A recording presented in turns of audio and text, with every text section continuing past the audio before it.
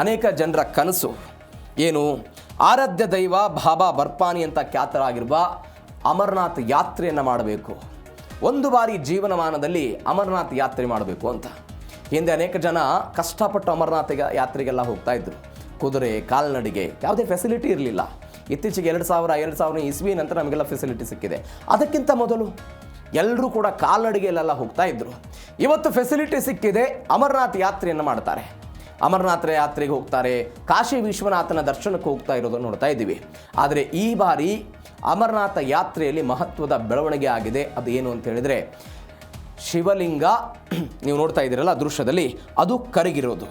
ಕೆಲವೇ ದಿನಗಳಲ್ಲಿ 90% ಹಿಮಲಿಂಗ ಕರಗಿರೋದು ಪರಿಸರಾತ್ಮಕವಾಗಿ, ಭಕ್ತರ ದೃಷ್ಟಿಯಿಂದ, ಎಲ್ಲದರ ವಿಚಾರದಲ್ಲೂ ಕೂಡ ಆತಂಕಕಾರಿ ಬೆಳವಣಿಗೆ ಆಗಿರುವಂತಹ ವಿಚಾರ ಇದು. ಹಾಗಾದರೆ ಯಾಕೆ ಕುಸಿತ ಆಯಿತು, ಅಥವಾ ಯಾಕೆ ಕರಗಿ ಹೋಗ್ಬಿಡ್ತಿದ್ದು, ಏನು ಬೆಳವಣಿಗೆಗಳಾಗ್ತಾ ಇದೆ, ಏನು ಎತ್ತ, ಎಲ್ಲವನ್ನು ಕೂಡ ಇವತ್ತಿನ 4ನೇ ಸ್ಟೋರಿಯಲ್ಲೆಲ್ಲ ನೋಡ್ತಾ ಹೋಗೋಣ.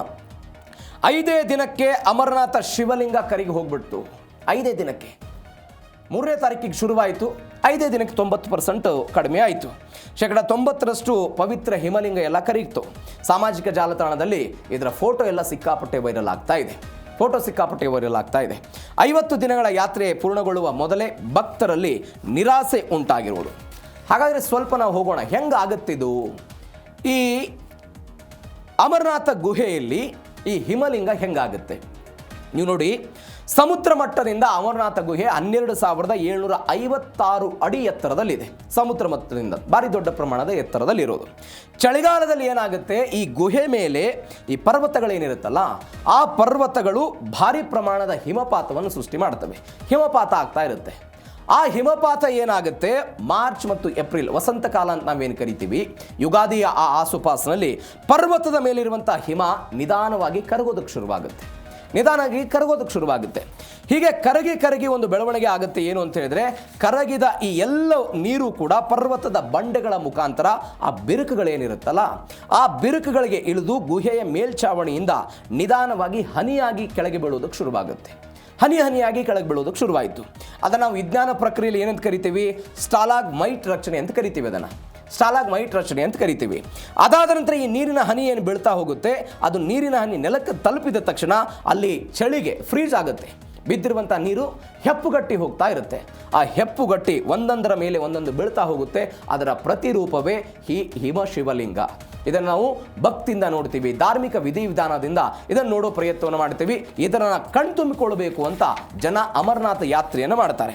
ಹೀಗಾಗಿ ಯಾಕೆ ಇದಕ್ಕೆ ಮಹತ್ವ, ಐತಿಹಾಸಿಕ ಕಾರಣ ಏನು ಅಂತ ಹೇಳಿದರೆ, ಪರಮೇಶ್ವರ ತಾಯಿ ಪಾರ್ವತಿಗೆ ಅಮರತ್ವದ ರಹಸ್ಯವನ್ನು, ಅಂದರೆ ಅಮರ ಕಥೆಯನ್ನು ಹೇಳ್ಕೊಳ್ಳೋದಕ್ಕೆ ಒಂದು ಗೌಪ್ಯವಾದಂತಹ ಸ್ಥಾನವನ್ನು, ಒಂದು ರಹಸ್ಯವಾದಂತಹ ಗುಹೆಯನ್ನು ಆಯ್ಕೆ ಮಾಡಿಕೊಂಡಿದ್ರು. ಆ ಕಾರಣಕ್ಕಾಗಿ ಇದಕ್ಕೆ ಅಮರನಾಥ ಗುಹೆ ಹೆಸರು ಬಂತು ಅಂತ ಹೇಳ್ತಾರೆ. ಅಲ್ಲಿ ಗಣೇಶನನ್ನು ಬಿಟ್ಟು ಹೋಗಿದ್ದು, ಅದಾದ ಸರ್ಪಗಳನ್ನು ಬಿಟ್ಟು ಹೋಗಿದ್ದು, ಚಂದನಬಾರಿ, ಶೇಷನಾಗ್, ಪಂಚತರಂಗಿಣಿ ಎಲ್ಲವೂ ಕೂಡ ಇದೆ. 2000 ಇಸ್ವಿಯಲ್ಲಿ ಈ ಅಮರನಾಥ್ ಬೋರ್ಡ್ ಎಲ್ಲ ಸ್ಥಾಪನೆ ಆಯಿತು. ಅಲ್ಲಿಂದ ಇದಕ್ಕೊಂದು ವ್ಯವಸ್ಥೆಗಳಾಗ್ತಾ ಬಂತು. ಹಿಂದೆ ರಾಜ ಮಹಾರಾಜರ ಕಾಲ ಇದ್ದಂತಹ ಸಮಯದಲ್ಲಿ ಮೊಘಲ್ ದೊರೆಗಳೆಲ್ಲ ದಾಳಿ ಮಾಡಿದಾಗ ಎಲ್ಲ ಅನೇಕ ಜನ ಐತಿಹಾಸಿಕರೆಲ್ಲ ಹೋಗ್ತಾ ಇದ್ರು. ಇದಕ್ಕೆ ವ್ಯಾಪಕವಾಗಿ ಹೋಗೋದಕ್ಕೆ ಶುರುವಾಗಿದ್ದು, ಒಂದು ವ್ಯವಸ್ಥಿತ ಮಟ್ಟದಲ್ಲಿ ಹೋಗೋದಕ್ಕೆ ಶುರುವಾಗಿದ್ದು ಎಲ್ಲಿಂದ ಅಂತ ಹೇಳಿದ್ರೆ 2000 ಇಸ್ವಿಯಲ್ಲಿ ಒಂದು ಬೋರ್ಡ್ ಶುರುವಾದ ನಂತರ ಅಲ್ಲಿಂದ ಇದೆಲ್ಲ ಶುರುವಾಯಿತು. ಇದೀಗ ಇಂಥದ್ದೊಂದು ಬೆಳವಣಿಗೆ ಆಯಿತು. ಮತ್ತೊಂದು, ಬಾಬಾಗೆ ಉಷ್ಣದ ಕಾಟ. 93,000ಕ್ಕೂ ಹೆಚ್ಚು ಯಾತ್ರಿಕರು ಮೊದಲ 4 ದಿನಗಳೆಲ್ಲ ಭೇಟಿ ಕೊಟ್ಟರು. ಭಕ್ತರ ಉಸಿರಾಟದ ಉಷ್ಣತೆ ಇರುತ್ತಲ್ಲ, ಒಂದು ನಿಯಮ ಇದೆ, ಸುಪ್ರೀಂ ಕೋರ್ಟ್ ಒಂದು ನಿಯಮ ಮಾಡಿದೆ ಈ ವಿಚಾರದಲ್ಲಿ. ಕೇವಲ 10,000 ಜನರನ್ನು ಮಾತ್ರ ಬಿಡಬೇಕು ಅಂತ. ಆದರೆ 4 ದಿನಗಳಲ್ಲಿ 93,000 ಜನರೆಲ್ಲ ಇಲ್ಲಿ ಭೇಟಿಗಾಗಿ ಹೋದ್ರು, ಅಂದರೆ ದರ್ಶನಕ್ಕಾಗಿ ಹೋಗಿದ್ದ ಬೆಳವಣಿಗೆ 4 ದಿನಗಳಲ್ಲಿ. ಶ್ರೀ ಅಮರನಾಥ್ ಜಿ ದೇವಸ್ಥಾನ ಮಂಡಳಿ SASB ದಿನಕ್ಕೆ 10,000 ಯಾತ್ರಿಕರಿಗೆ ಮಾತ್ರ ದರ್ಶನ ಕೊಡೋದಕ್ಕೆ ನಿಯಮ ಆಗಿದೆ.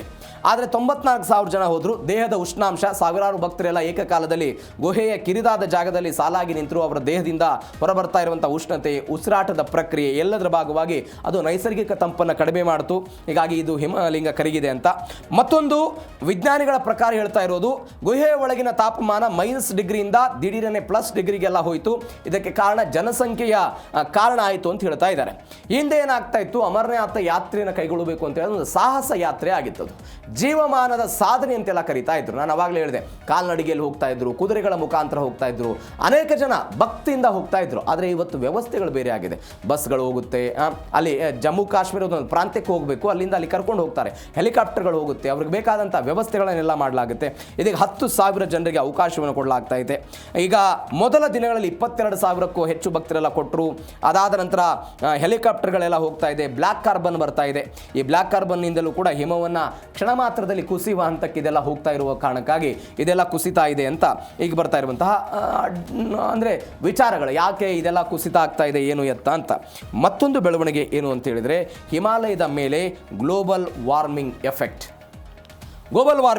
ಇದು 2018ರಲ್ಲಿ 29 ದಿನ, 2026ರಲ್ಲಿ 5 ದಿನಕ್ಕೆ ಇದು ಕರಗ್ತಾ ಇರೋದನ್ನು ನೋಡ್ತಾ ಇದ್ದೀವಿ. ಅಂದರೆ ದಿನಗಳ ಕಡಿಮೆ ಆಗ್ತಾ ಇದೆ. ಹಿಮಪಾತದ ಮಾದರಿ ಬದಲಾವಣೆ ಆಗ್ತಾ ಇದೆ. ಕೆಲವೊಂದಿಷ್ಟು ಹಿಮಪಾತವು ಕೂಡ ಕರಗ್ತಾ ಇರೋದಕ್ಕೆ ಇದೆಲ್ಲ ಕಾರಣ ಆಗ್ತಾ ಇದೆ.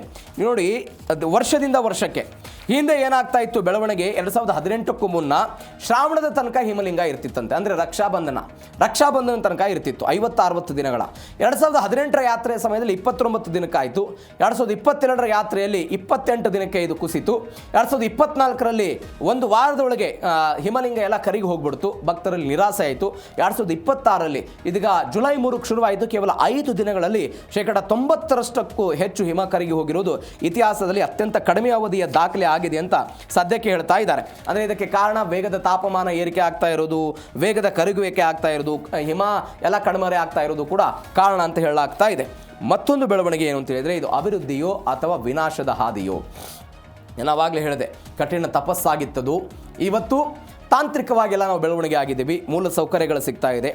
ಹೀಗಾಗಿ ತಜ್ಞರೆಲ್ಲ ಆತಂಕ ವ್ಯಕ್ತಪಡಿಸಿದರು. ಹೆಲಿಕಾಪ್ಟರ್ ಸದ್ದಾಗ್ತಾ ಇದೆ, ಜನರೇಟರ್ಗಳೆಲ್ಲ ಬಳಕೆ ಮಾಡ್ತಿದ್ದಾರೆ, ರೋಪ್ ವೇ ಯೋಜನೆಗಳಾಗ್ತಾ ಇದೆ, ಅದನ್ನು ಬಳಕೆ ಮಾಡ್ಕೊಳ್ತಾ ಇರೋದ್ರಿಂದ ಇಂಥದ್ದೆಲ್ಲ ಬೆಳವಣಿಗೆಗಳಾಗ್ತಾ ಇದೆ ಅಂತ ಸದ್ಯಕ್ಕೆಲ್ಲ ಹೇಳ್ತಾ ಇದ್ದಾರೆ. ರಸ್ತೆಗಳ ಅಗಲೀಕರಣ ಮಾಡ್ತಾ ಇದ್ದೀವಿ, ಹೆವಿ ಮಷಿನ್ಗಳು JCBಗಳನ್ನು ತೆಗೆದುಕೊಂಡು ಹೋದ್ವಿ, ಸೇನಾ ವಾಹನಗಳೆಲ್ಲ ಓಡಾಡ್ತಾ ಇರುತ್ತೆ, ಹೆಲಿಕಾಪ್ಟರ್ ನಿರಂತರವಾಗಿ ಹಾರಾಟ, ಶಬ್ದ ಮಾಲಿನ್ಯ ಆಗುತ್ತೆ, ಮೈಕ್ರೋ ವೈಬ್ರೇಷನ್ ಆಗುತ್ತೆ. ಅದಾದ ನಂತರ ಗುಹೆ ಹತ್ತಿರಕ್ಕೆ ತೀರಾ ಲಂಗರ್ ಮತ್ತು ತಂಗದಾಣಗಳ ಸ್ಥಳಾಂತರಗಳಾಗಿರೋದನ್ನು ನೋಡ್ತಾ ಇದ್ದೀವಿ. ಮತ್ತೊಂದು ಕಡೆ ಈ ಹಿಂದೆ ಸುಪ್ರೀಂ ಕೋರ್ಟ್ ಹೇಳಿತು 10,000 ಮಿತಿ, ಅದಕ್ಕಿಂತ ಹೆಚ್ಚು ಹೋಗಬಾರ್ದು ಅಂತ, ಅದಕ್ಕಿಂತ ಜಾಸ್ತಿ ಹೋಗ್ತಾ ಇದೆ. 2012ರಲ್ಲಿ ಒಂದು ದುರಂತ ಆಯಿತು, ತೀವ್ರತರನಾದಂಥ ಆಕ್ಸಿಜನ್ ಕೊರತೆ ಆಯಿತು, ತೀವ್ರ ಚಳಿ ಆಯಿತು, 100ಕ್ಕೂ ಅಧಿಕ ಜನ ಎಲ್ಲ ಮೃತಪಟ್ಟರು. ಈ ವಲಯವನ್ನು ಪ್ಲಾಸ್ಟಿಕ್ ಮುಕ್ತ ವಲಯ ಅಂತ ಸುಪ್ರೀಂ ಕೋರ್ಟ್ ಘೋಷಣೆ ಮಾಡಿದೆ, ಇದ್ರ ಬಗ್ಗೆ ಕ್ರಮ ತೆಗೆದುಕೊಳ್ಳಬೇಕು ಅಂತ. ಬಟ್ ಇವೆಲ್ಲದರ ಹೊರತಾಗಿಯೂ ಕೂಡ ಅಭಿವೃದ್ಧಿಯ ನೆಪದಲ್ಲಿ ಇಂಥದ್ದೊಂದು ಬೆಳವಣಿಗೆ ಆಗ್ತಾ ಇದೆ, ಅದು ಅಮರನಾಥ ಯಾತ್ರೆಯ ಬೆಳವಣಿಗೆಯಲ್ಲಿ. ಇವೆಲ್ಲದರ ನಡುವೆಯೂ ಕೂಡ ಕಠಿಣ ಹಾದಿಯಲ್ಲಿ ಯಾತ್ರಿಕರ ಈ ದಂಡ ಸಾಗ್ತಾ ಇದೆ. ಹಿಮಲಿಂಗ ಕರಗಿದ್ರೂ ಕೂಡ ಭಕ್ತರು ಉತ್ಸಾಹದಲ್ಲಿ ಹೋಗ್ತಾ ಇದ್ದಾರೆ. ಇಳಿಮುಖ ಎಲ್ಲ ಕಂಡು ಬಂದಿಲ್ಲ. ಉಗ್ರರ ದಾಳಿಯ ಭೀತಿಯ ನಡುವೆಯೂ ಕೂಡ ಅವರೆಲ್ಲ ಹೋಗ್ತಾ ಇರೋದು. ಆಗಸ್ಟ್ 28ರವರೆಗೆ ಅಮರನಾಥ ಯಾತ್ರೆ ಮುಂದುವರಿಯುತ್ತೆ. ಅದಕ್ಕೆಲ್ಲ ಮೊದಲು ರಿಜಿಸ್ಟ್ರೇಷನ್ ಮಾಡ್ಕೋಬೇಕು, ಜಮ್ಮು ಕಾಶ್ಮೀರಕ್ಕೆ ಹೋಗಬೇಕು, ಅಲ್ಲಿಂದ ನಿಮ್ಮನ್ನೆಲ್ಲ ಕರೆದುಕೊಂಡು ಹೋಗಲಾಗುತ್ತೆ, ಒಂದು ರೇಡಿಯೋ ID ಕಾರ್ಡನ್ನು ಕೊಡಲಾಗುತ್ತೆ, ಅದರ ಮುಖಾಂತರ ಭದ್ರತಾ ವ್ಯವಸ್ಥೆನೆಲ್ಲ ಪರಿಶೀಲನೆ ಮಾಡ್ತಾ ಇದ್ದಾರೆ. ಇವೆಲ್ಲದರ ನಡುವೆಯೂ ಕೂಡ ಅಮರನಾಥ ಯಾತ್ರೆ ಸಾಂಗವಾಗಿ ಹೋಗ್ತಾ ಇದೆ. ಜನ ಮಾತ್ರ ಹರ ಹರ ಮಹಾದೇವ್ ಅಂತ ತಮ್ಮ ಅಮರನಾಥ ಯಾತ್ರೆಯನ್ನು ಮುಂದುವರಿಸಿರೋದು. ಇದಾಗ್ತಾ ಇರುವಂತಹ ಬೆಳವಣಿಗೆ.